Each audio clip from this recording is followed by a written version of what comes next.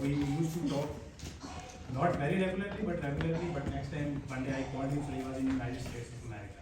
So I think he is a very busy scientist. So thank you very much for coming. English is international language है, language of science, और उर्दू हमारी कौमी ज़बान है। तो हम मिक्स करके बात करेंगे इंग्लिश और अंग्रेज़ी दोनों। मेरा नाम मोहम्मद रोमान है। मैं IST ऑस्ट्रिया में as an early stage program for research innovation and training fellow काम कर रहा हूँ। साथ में एज एन असिस्टेंट प्रोफेसर काम कर रहा हूँ वेस्ट इस्लामाबाद में। आजकल छुट्टी पे हूँ वहाँ से, और साथ में डॉक्टर साहब ने इस तरह US का जिक्र किया। US की high magnetic field facility Los Alamos National Laboratory में एज ए विजिटिंग साइंटिस्ट काम करता हूँ।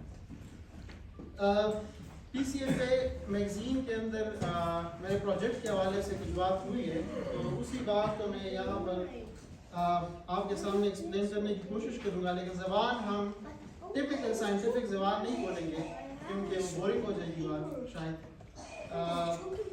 हम इसको सादा अल्फाज के अंदर बयान करेंगे, और मैं कुछ एग्जाम्पल्स के ज़रिए उसको डिमॉन्स्ट्रेट करूँगा कि मैं क्या रिसर्च कर रहा हूँ। उसको एक्सप्लेन करने के लिए मैं अपने साथ ये बॉल्स लाया हूँ छोटी। और फिजिक्स के अंदर हम यूजुअली कहते हैं कि हम नेचर को स्टडी करते हैं, तो नेचर के अंदर कुछ चीज़ें होती हैं जिसको आप अपनी ज़िंदगी के अंदर डेली आप देखते हैं, लेकिन आप शायद उसके ऊपर गौर इतना नहीं करते।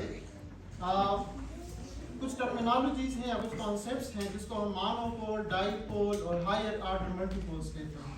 क्योंकि इस मैगजीन के अंदर भी हायर ऑर्डर मल्टीपोल्स के बारे में बात की गई है, तो हायर ऑर्डर मल्टीपोल्स की तरफ जाने से पहले हम मोनोपोल के ऊपर बात करेंगे।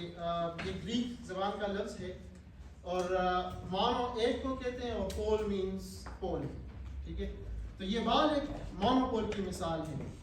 इसकी खूबसूरती क्या है, इसके पीछे डीप फिलोसॉफिकल और फिजिक्स की रीजन है। लेकिन एक सादा डिमॉन्स्ट्रेशन के जरिए कि अगर ये बॉल मैं आपके सामने पकड़ूँ और इसको मैं रोटेट करूँ, तो आपको इसके रंग के अंदर, इसके शक्ल के अंदर, इसके साइज के अंदर कोई डिफरेंस नज़र नहीं आएगा रोटेट करने से, ठीक है। या फिर मैं इस बॉल को ले जाऊँ यहाँ से इस पॉइंट के ऊपर, इस हवा के अंदर, तब भी इसकी प्रॉपर्टी के ऊपर कोई फर्क नहीं पड़ेगा, ठीक है। तो नेचर के अंदर जो पहली चीज़ जिसके अंदर हमारा एनकाउंटर होता है वो मोनोपोल होते हैं, और मोनोपोल्स की बड़ी इंटरेस्टिंग प्रॉपर्टीज होती हैं। इसको डिटेक्ट आसानी के साथ किया जा सकता है। कैसे डिटेक्ट कर सकते हैं? जैसे फॉर एग्जांपल ये कोई पॉजिटिवली चार्ज बॉडी है, इसके अंदर पॉजिटिव चार्ज है। आप अगर किसी दूसरे पॉजिटिव चार्ज को इस करीब लाएंगे तो ये उसको रिपेल करेगा, या अगर ये नेगेटिव चार्ज है आप दूसरे नेगेटिव के करीब लाएंगे रिपेल करेगा। ये पॉजिटिव है दूसरे नेगेटिव को लाएंगे तो अट्रैक्ट करेंगे। इसको मोनोपोल कहते हैं।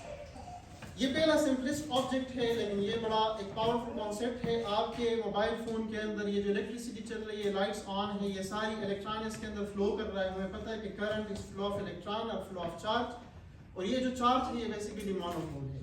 तो आप इसकी बेसिक फिजिकल इंटरप्रिटेशन या फिलोसॉफिकल डिस्क्रिप्शन से हट के भी आप इसकी एप्लीकेशन अपनी लाइफ के अंदर देख सकते हैं। क्योंकि अगर आप अपनी ज़िंदगी में इलेक्ट्रॉन को निकालेंगे तो शायद वापस चरागों के दौर में जाना पड़े, ठीक है। तो ये एक एस्पेक्ट है मोनोपोल का। बेसिक साइंस के एस्पेक्ट से कि सिमेट्री रीजन इसकी क्या है, कि जैसे इसकी प्रॉपर्टीज रोटेट करने से, ट्रांसलेट करने से चेंज नहीं होती। अगर दो मोनोपोल्स को मिला लिया जाए और इनको कनेक्ट किया जाए, फॉर एग्जांपल ये मेरे पास एक स्टिक है, इस स्टिक के एंड पे मैंने एक मोनोपोल को दूसरे एंड पे मैंने दूसरे मोनोपोल को कनेक्ट कर लिया।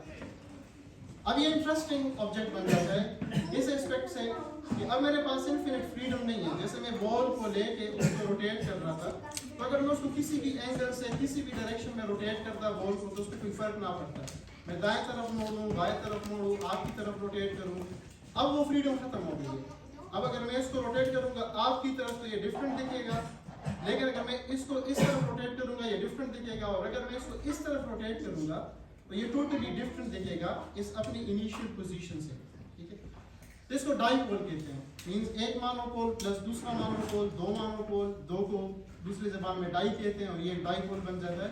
डाइपोल की हमारी लाइफ के अंदर जो मिसाल है वो बार मैग्नेट है। फ्रिज के साथ जो चीज़ें चिपकाने के लिए, कागज़ चिपकाने के लिए बच्चे जिन मैग्नेटिसों के साथ खेलते हैं, वो सारे डाइपोल की मिसाल है। और डाइपोल भी एक इंटरेस्टिंग ऑब्जेक्ट है। जितने भी आपके स्टोरेज डिवाइसेस हैं कंप्यूटर्स के अंदर, लैपटॉप्स के अंदर या मोबाइल फोन्स के अंदर, जो कि मैग्नेटिक स्टोरेज डेटा के बेस पे काम करके उसके अंदर डाइपोल इस्तेमाल होता है, ठीक है। तो ये उसकी एक मिसाल है। इसके अलावा गाड़ियों के अंदर रेफ्रिजरेटर्स, आपके जो एवरीडे की इस्तेमाल की चीज़ें हैं उसके अंदर डाइपोल का बड़ा फ्रीक्वेंट इस्तेमाल है। तो दो चीज़ें हमने सीखी कि मोनोपोल को लेकर कोई प्रॉपर्टी ज़्यादा चेंज नहीं होती अगर आप उसको रोटेट करेंगे किसी भी डायरेक्शन में। डाइपोल को अगर आप करेंगे तो चीज़ें डिफरेंट हो जाती हैं। डिटेक्शन का मैकेनिज्म हमने सीखा कि मोनोपोल को डिटेक्ट करने का तरीका बड़ा आसान है, डाइपोल का भी आसान है। आप एक बार मैग्नेट ले लें, साथ में दूसरा बार मैग्नेट ले लें। अगर एक मैग्नेट मैग्नेटिस के करीब आप दूसरा मैग्नेटिस को लाएंगे तो या तो वो अट्रैक्ट करेंगे या रिपेल करेंगे, क्योंकि अगेन आप डाइपोल को डिटेक्ट कर सकते हैं सिंपल एक्सपेरिमेंट्स के जरिए। अब बात आ जाती है हायर ऑर्डर मल्टीपोल, जिसका जिक्र इस मैगजीन के अंदर किया गया है। उसको कहते हैं क्वाड्रुपोल और ऑक्टोपोल, 2D का पोल। ये सारे हायर ऑर्डर पोल्स हैं। और अगर मैं एक डाइपोल लूँ, इसके साथ मैं इसी किस्म का एक दूसरा डाइपोल लूँ और उसको इस तरह से कनेक्ट करूँ तो इसके 4 पोल बन जाएंगे। इसको क्वाड पोल कहते हैं, क्वाड 4 को कहते हैं। और इसी तरह अगर इन 4 को मैं डुप्लीकेट करूँ और 8 पोल्स कनेक्ट करूँ डिफरेंट तरीके से, इसको ऑक्टोपोल कहते हैं। ऑक्ट 8 को कहते हैं और पोल्स को कहते हैं। तो इन जो क्वाड्रुपोल, ऑक्टोपोल, हायर ऑर्डर मल्टीपोल्स हैं, ये एक्सपेरिमेंटली इनको डिटेक्ट करना एक चैलेंज है साइंस के अंदर। ये है बड़ा इंटरेस्टिंग। ये इसके अंदर पोटेंशियल है कि ये नेक्स्ट ह्यूमन सिविलाइजेशन के अंदर रिवोल्यूशन ले आए, ठीक है। क्योंकि आप लोगों ने नाम सुना है हाई टेम्परेचर सुपर कंडक्टिविटी।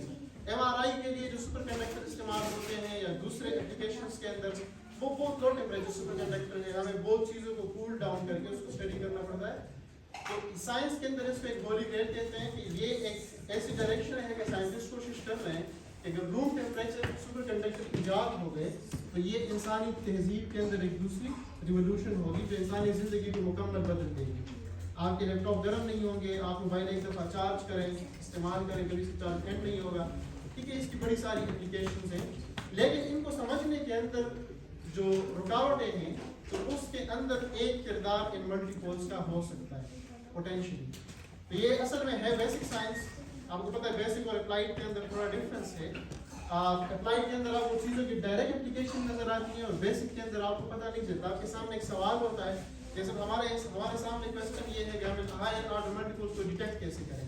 अब अगर आप मुझसे पूछें कि फॉर एग्जाम्पल हमने डिटेक्ट कर लिया, सो क्या, सो व्हाट, क्या हो जाएगा, तो शायद मैं इसका जवाब अभी ना दे सकूं। लेकिन हमें कुछ नहीं पता कि इसकी क्या क्या पोटेंशियल्स हैं। जिन चीज़ों का मैंने जिक्र किया है ये सिर्फ एक इंडिकेशंस हैं, इसके अलावा इसकी बड़ी सारी एप्लीकेशन हो सकती हैं। तो ये बेसिकली मैंने रिसर्च के साथ सिर्फ 7 अल्फाज के अंदर मेरे रिसर्च के हवाले से कुछ आइडियाज़ थे। बाकी अगर आप इसके बारे में मज़ीद पढ़ना चाहते हैं तो आप इस मैगज़ीन के अंदर पढ़ सकते हैं इस हवाले से। और अगर आप में से कोई इस एरिया के अंदर काम कर रहा है और वो कोलैबोरेट करना चाहते हैं तो उस हवाले से भी यूर वेलकम। तो थैंक यू।